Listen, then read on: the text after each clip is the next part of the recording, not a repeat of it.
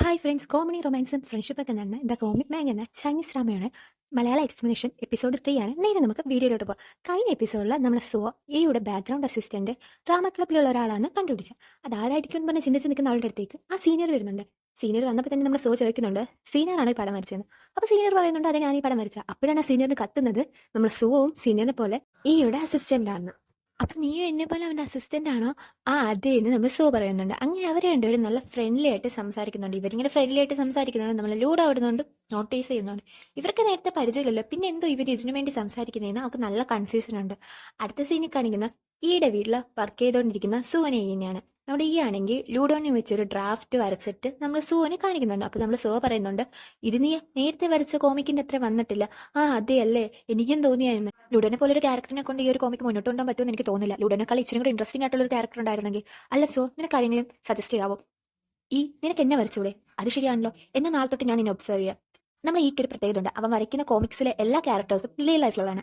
അവൻ ആ real ലൈഫിലുള്ള ക്യാരക്ടേഴ്സിനെ observe ചെയ്തിട്ടാണ് ഓരോ കോമിക്കും വരയ്ക്കുന്നത്. പിറ്റേ ദിവസം കോളേജിൽ വരുന്ന സോ നേരെ വന്ന് ചാടുന്നത് ഈയുടെ മുന്നിലാണ്. ഇവനെ കണ്ടിട്ട് തിരിച്ചു പോയാലോ എന്ന് ആലോചിക്കുന്ന അവള് ധൈര്യം സംഭരിച്ച് അവന് മുന്നിൽ കാറ്റ് വാക്ക് കണക്ക് നടക്കാൻ നോക്കിയതാ. ബട്ട് അത് മൊത്തത്തിൽ ഫ്ലോപ്പായി ഒരുമാതിരി അമ്മമാര് നടക്കാണ് നടന്നത്. ഈയും ചിന്തിക്കുന്നുണ്ട്, സോന് ഇതെന്താ പറ്റി, ഇവളെന്തിനാ ഇങ്ങനെ വിയേർഡായിട്ട് ബിഹേവ് ചെയ്യുന്നത്. ക്ലാസ്സിൽ പോയ സോ ആണെങ്കിൽ പതിവില്ലാതെ ടീച്ചേഴ്സിനെയൊക്കെ ഹെൽപ്പ് ചെയ്യുന്നുണ്ട്. ടീച്ചേഴ്സിനെ ഹെൽപ്പ് ചെയ്യാന്നും പറഞ്ഞാൽ അവർക്കിട്ട് എട്ടിന്റെ പണി അവൾ കൊടുക്കുന്ന അതൊക്കെ നമ്മൾ ഈ നോട്ടീസ് ചെയ്യുന്നുണ്ട്. അതിനുശേഷം ലഞ്ച് ബ്രേക്കിന് രണ്ടുപേരും കൂടെ കഫറ്റീരിയ പോകുന്നു. അടിച്ചു വാഴി ഫുഡ് കഴിക്കാൻ വന്ന് നമ്മളെ സുവ ഈ കണ്ണോട് ഭയങ്കര ക്യൂട്ടായിട്ടാണ് ഫുഡ് കഴിക്കുന്നത്. ഇതൊക്കെ നമ്മളെ ഈ പോയിന്റ് ഔട്ട് ചെയ്യുന്നുണ്ട് ഒരു ബുക്കിലും. നമ്മളെ സുവ ആണെങ്കിൽ ഭയങ്കര ക്യൂട്ടായിട്ട് ഈയോട് ആ ബുക്ക് എനിക്കൊന്ന് കാണാൻ തരുമോ എന്ന് ചോദിക്കുമ്പോൾ നമ്മൾ ഈ ആ ബുക്ക് കൊടുക്കുന്നുണ്ട്. ബുക്ക് കൊടുക്കുമ്പോൾ ഇവള് വിചാരിക്കുന്നത് ഇവളെ കുറിച്ച് വളരെ നല്ല കാര്യങ്ങളായിരിക്കും അവൻ എഴുതിയിരിക്കുന്നത്. പക്ഷെ അതിൽ എഴുതിയിരിക്കുന്ന എല്ലാം ഭയങ്കര കോമഡിയാണ്. ഒന്നാമത്തെ പോയിന്റ് ആയിട്ട് എഴുതിയിരിക്കുന്നത് അവർക്ക് നേരെ ജോയിൻ നടക്കാൻ അറിയത്തില്ല, കിളവിമാര് നടക്കുന്നത്. രണ്ടാമത്തെ കാര്യം എഴുതിയിരിക്കുന്നത് മറ്റുള്ളവരെ ഹെൽപ്പ് ചെയ്യാന്ന് പറഞ്ഞിട്ട് അവർ ടോർച്ചർ ചെയ്യാണ്. മൂന്നാമത്തെ കാര്യം എഴുതിയിരിക്കുന്നത് ഇവർക്ക് നേരെ ജോയിന് ഫുഡ് പോലും കഴിക്കാൻ അറിയത്തില്ല. നാലാമതായിട്ട് എഴുതിയിരിക്കുന്നത് നമ്മളെ സോന്റെ ക്യാരക്ടർ വെച്ചൊരു കോമിക് ഡെവലപ്പ് ചെയ്യുവാണ്. അതിന്റെ ഭയങ്കരമായിട്ട് ഫ്ലോപ്പ് ആവും. ഇതെല്ലാം വെച്ച് നമ്മളെ സോന്റെ വയറ് അറിയുന്നുണ്ട്. അപ്പൊ നമ്മളെ സോ ഈയോട് പറയുന്നുണ്ട്, ഞാൻ അത്രയ്ക്ക് ഇൻട്രസ്റ്റിംഗ് ആയുള്ള ക്യാരക്ടർ അല്ല, പക്ഷെ എനിക്കൊരു ഫ്രണ്ട് ഉണ്ട്, അവള് ഭയങ്കര പോപ്പുലർ ആണെന്ന് പറയാം. അപ്പൊ നമ്മൾ ചോദിക്കുന്നുണ്ട്, അത്രയ്ക്കും പോപ്പുലർ ആയിട്ടുള്ള പെൺകുട്ടിയാണോ എന്ന്. അപ്പൊ നമ്മളെ സോ പറയുന്നുണ്ട്, അവൾ അത്രയ്ക്കും പോപ്പുലർ ആണ്, അവളുടെ പുറകെയാണ് ഈ കോളേജിലെ മിക്ക ചെക്കന്മാരും നടക്കുന്നത്, നിനക്ക് ഞാൻ അവളെ പരിചയപ്പെടുത്തി തരാന്ന് പറയും. അടുത്ത സീനില് ആ പെൺകൊച്ചിനെയാണ് കാണിക്കുന്നത്. ഇപ്പൊ കൂടി അവളുടെ പുറകില് രണ്ടുപേര് കിടന്ന് ഓടുന്നുണ്ട്. അത് വേറെ ആരുമല്ല, ആ കോളേജിലെ പ്രിൻസിപ്പാളും സെക്യൂരിറ്റിയാ. ജയയുടെ സ്വഭാവം എന്താന്ന് വെച്ചാൽ അവൾ കൈയും കാലും വെച്ച് ഒരിടത്ത് അടങ്ങിയിരിക്കത്തില്ല, എപ്പോഴും എന്തെങ്കിലും പ്രശ്നങ്ങൾ ഉണ്ടാക്കിക്കൊണ്ടിരിക്കും. അതുകൊണ്ട് തന്നെയാണ് അവള് പോപ്പുലർ ആയത്. ഇപ്പൊ തന്നെ കോളേജിലെ ഒരു ഗ്ലാസ് പൊട്ടിച്ചെന്നും പറഞ്ഞാണ് പ്രിൻസിപ്പാളും സെക്യൂരിറ്റിയോളം ഒട്ടിക്കുന്നത്. അവരുടെ കയ്യിൽ നിന്ന് രക്ഷപ്പെട്ട് നമ്മളെ ജയ നേരെ വന്ന് നിൽക്കുന്നത് സുവോന്റെ ഈടെ മുന്നിലാണ്. സുവോ ജയോട് ചോദിക്കുന്നുണ്ട്, നീ എന്തിനടിയാ ഗ്ലാസ് പൊട്ടിക്കാൻ പോയാ? അതൊന്നും ഇല്ലടി, ആ ഗ്ലാസ് ഓൾറെഡി പൊട്ടിയിരുന്നേ, ഞാൻ അത് മാറ്റാൻ ആ പ്രിൻസിപ്പാളിനോട് 100 വെട്ടാൻ പറഞ്ഞ, എന്നിട്ട് അത് മാറ്റിയില്ല. സോ അതിനെ മൊത്തത്തിൽ കല്ലെറിഞ്ഞങ്ങ് പൊട്ടിച്ചു. ഇനി എന്റെ കയ്യിൽ അവർക്ക് ആ ഗ്ലാസ് മാറ്റിയില്ലേ പറ്റത്തുള്ളൂ. ഇത് ഈ അല്ലേ, ഇവനെ കുറിച്ചല്ലേ നീ എപ്പോഴും പറയുന്നത്? എന്നാ മോളെ രണ്ടുപേരും കൊണ്ട് ഡേറ്റിംഗ് ആണോ? നീ ഒന്നും മിണ്ടാതിരുന്നേ, ഇത് ഡേറ്റിംഗ് ഒന്നുമല്ല. നിനക്കൊന്നും തോന്നല്ലേ ഇവളിങ്ങനെ ഫ്രാങ്ക് ആയിട്ടാ സംസാരിക്കുന്നത്? ഇവരിങ്ങനെ സംസാരിച്ചിട്ട് തിരിഞ്ഞു നോക്കുന്നതും നമ്മളെ ജയ അവിടുന്ന് വാനിഷ് ആയി കഴിഞ്ഞു. അല്ല, അവൾ ഇതെങ്ങോട്ട് വാനിഷ് ആയി പോയത്? അതൊന്നുമില്ല, അവള് ഭയങ്കര പോപ്പുലർ ആയതുകൊണ്ട് എല്ലാ ക്ലബിലും പാർട്ടിസിപ്പേറ്റ് ചെയ്യും. ഇപ്പൊ എന്തൊക്കെയാലും അവള് സ്പോർട്സ് ക്ലബിൽ കാണും. അടുത്ത സീനിൽ നമ്മൾ സോ ആണെങ്കിൽ ഈയും കൊണ്ട് നേരെ സ്പോർട്സ് ക്ലബിൽ പോകുന്നുണ്ട്. അങ്ങനെ അവരവിടെ നിൽക്കുമ്പോഴാണ് നമ്മൾ ഈയുടെ ഒരു ജൂനിയർ മൂക്കി കൂടെ ബ്ലഡ് ഒലിപ്പിച്ച് അതുവഴി നടന്നു പോകുന്നത്. അപ്പം നമ്മൾ ഈ ആണെങ്കിൽ അവനെ പിടിച്ചു നിർത്തിട്ട് അവനോട് ചോദിക്കുന്നുണ്ട്, ഫിലിക്സ്, നിനക്ക് ഇതെന്താ പറ്റിയത്? നിന്റെ മൂക്കിന് എന്താ ബ്ലഡ് വരുന്നത്? ഇതൊന്നുമില്ല സീനിയർ, ഈ ബാസ്കറ്റ്ബോൾ ക്ലബിൽ ജെയെന്നും പറഞ്ഞൊരു പെണ്ണുണ്ട്, അവളെ കാരണം ഒരു ചിക്കന് പോലും ഇവിടെ പ്രാക്ടീസ് ചെയ്യാൻ പറ്റില്ല, എല്ലാവരും മൂക്കിടിച്ച് അവള് പറ്റുക. ഇങ്ങനെ പോയി കഴിഞ്ഞാൽ ബാസ്കറ്റ്ബോൾ ക്ലബിൽ ഒരു ചെക്കൻ പോലും കാണത്തില്ല. സീനിയറിനറിയാവോ, ഒന്ന് മനസ്സമാധാനമായിട്ട് ഉറങ്ങിയിട്ട് തന്നെ ദിവസങ്ങളായി. എടാ നീ വിഷമിക്കാതെ, നിനക്ക് സ്ട്രെസ് ആയിട്ട് ഫീൽ ചെയ്യുകയാണെങ്കിൽ എന്റെ വീട്ടിലോട്ട് വാ എന്നും പറഞ്ഞാൽ നമ്മൾ ആണെങ്കിൽ അവന്റെ അഡ്രസ്സ് എഴുതി ഫിലിക്സിന് കൊടുക്കുന്നുണ്ട്. പെട്ടെന്ന് ഉള്ളിനാരോ ഒരുമാതിരി രാക്ഷസന്മാരാണ് ചിരിക്കുന്നത്. അത് വേറെ ആരുമല്ല, നമ്മളെ ജയ്. എടാ എവിടെയാണ് നിന്റെ ക്യാപ്റ്റൻ ഫിലിക്സ്? ഫിലിക്സ്, പേടിച്ച് മാറി നിൽക്കാതെ വടാ, നിങ്ങൾക്ക് നേരെ ഇന്ന് പോരാടാ എന്നും പറഞ്ഞ് നമ്മളെ ജയ് അവിടെ കിടന്ന് ദേഷ്യപ്പെടുകയാണ്. ഫിലിക്സ് ആണെങ്കിൽ നല്ല പേടിച്ചിരിക്കുക. പക്ഷെ എന്തൊക്കെയാലും അവന് കളിക്കാൻ പോയേ പറ്റുക, അല്ലെങ്കിൽ തന്റെ ടീമിനെ മാനം പോകുന്ന പറഞ്ഞ അവൻ കളിക്കാൻ പോകുന്നുണ്ട്. ആക്ച്വലി നമ്മളെ ജയ് എന്ന് പറയുന്നത് ഒരു കുട്ടി രാക്ഷസാണ്. അവൾ ആ പന്ത് വെച്ച് എല്ലാരും പറപ്പിക്കുന്നുണ്ട്. അപ്പത്തേക്ക് നമ്മളെ ഈയോട് സോ പറയുന്നുണ്ട്, അതൊന്നുമില്ലേ, അവൾ സ്ട്രോങ് ആയിട്ടുള്ള കേരള, അതുകൊണ്ട് അവരെല്ലാം മറിഞ്ഞു വീഴുന്ന. അവളുടെ ടീം വർക്ക് നോക്കുക, അവൾ ആ ടീമിലുള്ള എല്ലാരും സപ്പോർട്ട് ചെയ്യുന്നുണ്ട്. ആക്ച്വലി നമ്മളത് കാണിക്കുമ്പോൾ അതിൽ 5 പേരുണ്ടെങ്കിലും ജയ് അവർക്ക് 5 പേർക്കും പന്ത് കൊടുക്കാതെ അവൾ ഒറ്റയ്ക്കാണ് മാച്ച് കളിക്കുന്നത്. ഇതെല്ലാം കണ്ടിട്ട് നമ്മൾ ഈ കൊച്ചു വേണ്ട എന്ന് പറയുന്നു വിചാരിച്ചാൽ അല്ല, ഈ കുട്ടി ഭയങ്കര ഇൻട്രസ്റ്റിംഗ് ആണ്, പക്ഷെ ഇറ്റ്സ് ഡിഫറെന്റ് ആണ്. സെൽഫിഷും കൂടാണ്. നീ അവളുടെ ക്യാരക്ടർ ഫുൾ കണ്ടിട്ടില്ല, അവൾക്ക് ഇനി ഒരു വർഷം കൂടെ ഉണ്ട്. അവൾ നല്ല അടിപൊളിയായിട്ട് പാട്ട് പാടും. അങ്ങനെ നമ്മളെ സോ ഈയും കൊണ്ട് ജയ പാട്ട് പാടുന്നിടത്ത് പോകുന്നുണ്ട്. നമ്മുടെ ജയുടെ പാട്ട് കേട്ടെ ഈ ഫ്ലാറ്റ് ആവുന്നുണ്ട്. ഓ, എത്ര ബ്യൂട്ടിഫുൾ ആയിട്ടുള്ള പാടുന്ന കുയിലിന്റെ ശബ്ദം പോലുണ്ട്. എന്തൊക്കെയാലും ഇവളുടെ ക്യാരക്ടർ വെച്ച് ഒരു മെയിൽ സപ്പോർട്ടിംഗ് ക്യാരക്ടർ ഉണ്ടാക്കാം. നീ ഇത് എപ്പോഴും ഇങ്ങനെ പെൺകുട്ടികളെ വെച്ച് ആൺകുട്ടികളുടെ ക്യാരക്ടർ ഉണ്ടാക്കും, ആൺകുട്ടികളുടെ ക്യാരക്ടർ വെച്ച് പെൺകുട്ടികളുടെ ക്യാരക്ടർ ഉണ്ടാക്കും. നിന്നെ മനസ്സിലാക്കാൻ പോലും പറ്റുന്നില്ല. എന്തൊക്കെയാലും താങ്ക് യു സോ, നീ കാരണമാ എനിക്ക് ജയ കണ്ടുപിടിക്കാൻ പറ്റിയത്. എന്തൊക്കെയാലും നിനക്കൊരു ട്രീറ്റ് തന്നേ പറ്റത്തുള്ളൂ. ഇന്ന് രാത്രി എന്റെ വീട്ടിലോട്ട് വാ, ഞാൻ നിനക്ക് ഫുഡ് പ്രിപ്പയർ ചെയ്ത് തരാം. പുറത്ത് നോക്കാൻ നേരമാണെങ്കിൽ നല്ല മരം. ഓ, ഇന്ന് മഴ പെയ്യുന്നു പറഞ്ഞാ ഞാൻ എന്തൊരു പൊട്ടിയാ, ഞാൻ ഇന്ന് കുട പോലും എടുത്തില്ല. എന്നെ പോലെ ഒരു പൊട്ടി ഈ ലോകത്ത് വേറെ ആരും കാണത്തില്ല. നീ മാത്രമല്ല, ഞാനും പൊട്ടന, ഞാനും കുട എടുത്തിട്ടില്ല. ഇപ്പം ഈ ഒരു സിറ്റുവേഷൻ കോമിക്കലായിരുന്നെങ്കിൽ ഹീറോയും കൂടി ഹീറോയുടെ കോട്ടില് വീട്ടിലോട്ട് പോയേനെ. എന്നെ നമുക്കും അത് ട്രൈ ചെയ്യാന്ന് പറഞ്ഞ് ഈയുടെ കോട്ടൂടി സോയും കൂടി മഴയത്തോട്ട് പോകുന്നുണ്ട്. പക്ഷെ മഴ നന്നായിട്ട് പെയ്യുന്നുണ്ട്.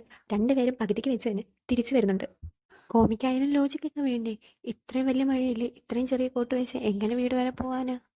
നമ്മളെ ഹീറോ സഡൻ ആയിട്ട് പറയാൻ തുടങ്ങി, നല്ല മഴ, നീ ഞാനും മാത്രം, വേറെ ആരുമില്ല. ഇത് കേട്ടത് എന്തൊക്കെ എക്സ്പെക്ട് ചെയ്ത് നമ്മൾ ഹീറോയിനാണെങ്കിൽ ഹീറോയുടെ അടുത്തേക്ക് നീങ്ങിയിരുന്നിട്ട് ബാക്കി പറയുന്നുണ്ട്.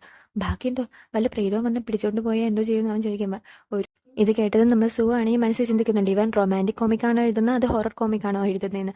അപ്പോഴത്തേക്ക് അങ്ങോട്ടേക്ക് നമ്മളെ ഫിലിക്സും ജയും കൂടി അടിയിട്ട് വരുന്നുണ്ട്. നമ്മൾ ജയ ഫിലിക്സിനോട് പറയുന്നുണ്ട്, ഞാൻ നിന്നോട് പറഞ്ഞല്ലേ ഇന്ന് എൻ്റെ കൂടെ പോകാന്ന്, പിന്നെ എൻ്റെ കയ്യിൽ ഇരിക്കുന്നത് കുടയല്ലേ, ഞാൻ പിന്നെ എന്തിനാ നിന്റെ കൂടെ വരുന്നത്, നിനക്കെന്താ വട്ടാണോ, നിന്നോടല്ലേടാ ഞാൻ പറഞ്ഞത് എൻ്റെ കൂടെ വന്നാൽ മതി എന്നും പറഞ്ഞ് ആ കുടയാണെങ്കിൽ നമ്മളെ സുവിന് ജയ എടുത്ത് എറിഞ്ഞു കൊടുക്കുന്നുണ്ട്. ഇപ്പം നിന്റെ കുടയിലല്ലോ എന്ന് പറഞ്ഞ് നമ്മളെ ജയ ആണെങ്കിൽ ഫിലിക്സിനെ കൊണ്ട് അവിടുന്ന് പോകുന്നുണ്ട്. നമ്മൾ ജയ കൊടുത്ത കൊടയിലെ ഹീറോയും കൂടെ റൊമാൻറ്റിക് ആയിട്ട് പോകുമെന്ന് വിചാരിച്ചാൽ അങ്ങനെയല്ല. നമ്മളെ ഹീറോയിൻ കൊട പിടിക്കുമ്പോൾ നമ്മളെ ഹീറോയുടെ തലയിൽ തട്ടി അവൻ നനയുന്നുണ്ട്.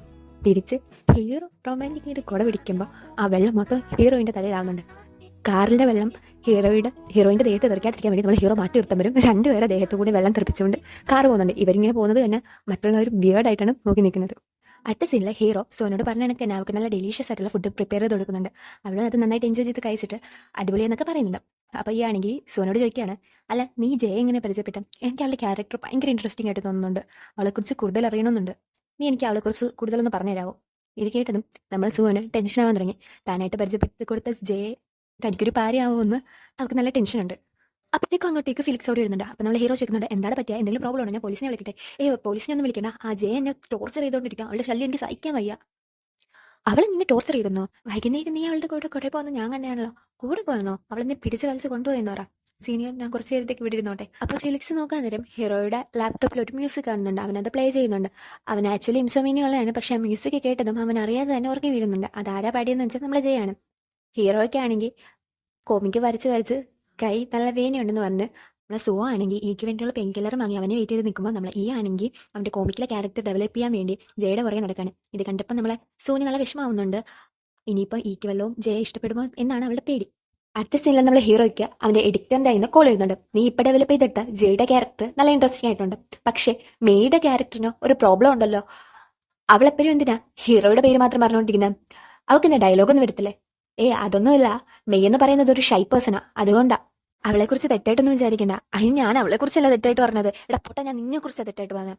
അവളുടെ ക്യാരക്ടറിനെ മര്യാദയ്ക്ക് ഒബ്സർവ് ചെയ്ത് പ്രോപ്പർ ആയിട്ടുള്ള ഡയലോഗ് കൊടുക്കണേ എന്നും പറഞ്ഞ് അയാൾ ഫോൺ കട്ട് ചെയ്യുന്നുണ്ട്. ഇനി എന്തായാലും മെയ്യുടെ ക്യാരക്ടറിനെ, അതായത് നമ്മുടെ ജെയിംസിനെ കൂടുതൽ ഒബ്സർവ് ചെയ്തേ പറ്റത്തോളെന്ന് നമ്മുടെ ഈ തീരുമാനിക്കുന്നുണ്ട്. അതിന്റെ ഭാഗമായിട്ട് നമ്മളെ ജെയിംസിന് കുറെ ഫുഡ് വാങ്ങി അവനെ കാണാനായിട്ട് ചെല്ലുന്നുണ്ട്. ജെയിംസ് ആണെങ്കിൽ ഒരുമാതിരി ഡൗട്ടോടെ നോക്കുമ്പോഴത്തേക്കും പറയുന്നുണ്ട്, നീ ഈ ഫുഡൊന്ന് കഴിച്ചു നോക്കിയിട്ട് അഭിപ്രായം പറയാം. അങ്ങനെ നമ്മളെ ജെയിംസ് മടിച്ച് ഒരു ഇച്ചിരി എടുത്ത് കഴിക്കുമ്പോഴത്തേക്ക് അവനത് ഒരുപാട് ഇഷ്ടപ്പെട്ടിട്ട് അടിപൊളിയായിട്ടുണ്ടെന്ന് പറയുന്നുണ്ട്. എന്നെ ഇങ്ങനെ പൊക്കാതെ പറഞ്ഞ് അവനൊന്ന് ഷൈ ആകുമ്പോഴത്തേക്ക് നമ്മളെ ജെയിംസ് വിചാരിക്കുന്നത്, എന്റെ ദൈവമേ, ഈ ചെക്കൻ്റെ ഉള്ള ക്ലീൻ പോയോ? അടുത്ത സീനിൽ ഓർഗണിറ്റ് നമ്മളെ ഫിലിക്സിനാണ് കാണിക്കുന്നത്. അവൻ നേരെ വന്ന് ചോദിക്കുന്നുണ്ട്, ഈ പാട്ടാരാ പാടിയത്? ആക്ച്വലി എനിക്ക് ഇൻസ്റ്റോമീനിയ ഉണ്ട്, പക്ഷേ ഈ പാട്ട് കേട്ടത് ഞാൻ പെട്ടെന്ന് ഉറങ്ങിപ്പോയി, എനിക്ക് എൻ്റെ ഒരു കോപ്പി തരുമെന്ന് അവൻ ചോദിക്കുന്നുണ്ട്. പിറ്റേ ദിവസം ആ പാട്ടും കേട്ട് കോളേജിൽ കൂടെ നടക്കുമ്പോഴാണ് അവൻ ആ പാട്ടിൽ ലവ്ലി എന്നുള്ളൊരു പേര് ശ്രദ്ധിക്കുന്നത്. ആക്ച്വലി അത് ലവ്ലി എന്നല്ല, എനിക്ക് പറയാനുള്ള എളുപ്പത്തിന് വേണ്ടി ഞാൻ അങ്ങനെ ആക്കിയതാണ്. എനിക്കായാലും ഈ ലവ്ലി മ്യൂസിക് ക്ലബ്ബിൽ കാണുമെന്ന് പറഞ്ഞാൽ അവൻ നേരെ അങ്ങോട്ട് പോകുന്നുണ്ട്. അവൻ അങ്ങനെ അതിന്റെ ഫ്രണ്ടിൽ നിൽക്കുമ്പോഴാണ് ആ സീനിയർ അങ്ങോട്ട് വരുന്നത്. എന്താടാ നീ ഇവിടെ ചെയ്യുന്ന? അതല്ല സീനിയർ, നിങ്ങൾക്ക് ലവ്ലി എന്ന് പറയുന്ന ആരെങ്കിലും അറിയാവോ? ഈ മ്യൂസിക് ക്ലബ്ബിലുള്ള ഞാൻ കേട്ടിട്ടുണ്ട്, പക്ഷെ ഇതുവരെ കണ്ടിട്ടില്ല. നിനക്കൊരു അഡ്വൈസ് തരട്ടെ, നീ എന്തെങ്കിലും ഒരു തീരുമാനം എടുക്കുകയാണെങ്കിൽ അത് സ്ട്രോങ് ആയിട്ടിരിക്കണം, ഒന്നിനെ ഒട്ടും പേടിക്കരുത്. ഫോർ എക്സാമ്പിൾ, ഞാൻ ഇപ്പോൾ കാണിച്ചു തരാമെന്ന് പറഞ്ഞ് എങ്ങനെ അകത്തോട്ട് കയറി പോകുന്നുണ്ട്. അകത്ത് കയറി അങ്ങേറ്റ് സ്വിച്ചിട്ട് കണക്ക് തന്നെ പുറത്തോട്ട് ഇറങ്ങിയിട്ട്, എടാ താങ്ക് യു സോ മച്ച്, നീ കാരണം ഇപ്പൊ ഈ ഐഡിയ കിട്ടിയെന്ന് പറഞ്ഞ് ഓടിപ്പോകുന്നുണ്ട്. ഇപ്പൊ ഇവിടെ എന്താ സംഭവിച്ചതെന്ന് പറഞ്ഞ് അവൻ അവിടെ കിളി പോയി നിൽക്കുന്നുമുണ്ട്. ആക്ച്വലി മ്യൂസിക് ക്ലബിന്റെ അകത്ത് കയറിയപ്പോഴാണ് നമ്മൾ സീനിയറിന് പുതിയൊരു ഐഡിയ കിട്ടുന്നത്. മ്യൂസിക് ക്ലബും ഡ്രാമ ക്ലബും കൂടെ കമ്പൈൻ ചെയ്ത് ഒരു മ്യൂസിക് കൺസേർട്ട്. നേരെ പോയി നമ്മൾ ലൂഡോനെ പിടിച്ചെടുത്തിട്ട് നീ വേണം ഇതിന്റെ മെയിൻ സിംഗർ ആവാൻ, നിന്നെ കൊണ്ട് അതിന് പറ്റത്തുള്ളൂ, നിനക്ക് നന്നായിട്ട് പാട്ട് പാടാൻ അറിയത്തില്ല എന്ന് ലൂഡോനോട് ചോദിക്കുമ്പോൾ എനിക്കറിയാം എന്ന് ലൂഡോ പറയുന്നുണ്ട്. ആക്ച്വലി നമ്മൾ ലൂഡോന് പാട്ട് പാടാൻ അറിയത്തില്ല. ആ കാര്യം പറഞ്ഞ അവൾ നമ്മുടെ സുവനോട് വിഷമിക്കുന്നുണ്ട്. നിനക്ക് പാട്ട് പാടാൻ അറിയത്തില്ലെങ്കിൽ നീ അത് സീനിയറിനോട് തുറന്നു പറഞ്ഞാൽ പോരായിരുന്നോ? എനിക്ക് പാട്ട് പാടാൻ അറിയത്തില്ലെന്ന് ഞാൻ എങ്ങനെ സീനിയറിനോട് തുറന്നു പറയാനാ? അദ്ദേഹം എന്നെ കുറിച്ച് എന്തോ വിചാരിക്കും, എന്നെ കുറിച്ചുള്ള ഹോപ്പ് വരെ പോകും. ഇല്ല ഞാനത് പറയത്തില്ല. ഞാനിനി എന്തോ ചെയ്യും? അല്ല സു, നമ്മുടെ കോളേജിൽ ലവ്ലി എന്ന് പറഞ്ഞൊരു സിംഗർ ഇല്ലേ, അവളുടെ കീഴിൽ ഞാൻ നന്നായിട്ട് മ്യൂസിക് പ്രാക്ടീസ് ചെയ്യുവാണെങ്കിൽ ഉറപ്പായിട്ട് ഞാൻ പെർഫെക്റ്റ് ആയിരിക്കും. നിനക്ക് ലവ്ലി അറിയാവോ? ഇപ്പൊ നമ്മൾ സുഖം ഒന്നും മിണ്ടാതിരിക്കുന്നുണ്ടെങ്കിലും നമ്മൾ ലൂഡോന്റെ അവസ്ഥ കണ്ടിട്ട് ശരി ഞാൻ നിന്നെ ലവ്ലി എടുത്ത് കൊണ്ടുപോകാന്ന് സമ്മതിക്കുന്നുണ്ട്. എപ്പിസോഡ് ഇവിടെ സെൻഡ് ആവുകയാണ്. അടുത്ത എപ്പിസോഡിൽ നമ്മളെ ലവ്ലി ആയ ജെ ലൂഡോനെ പാട്ട് പഠിപ്പിക്കാൻ സമ്മതിക്കുമെന്ന് നമുക്ക് നോക്കാം. Thank you for watching.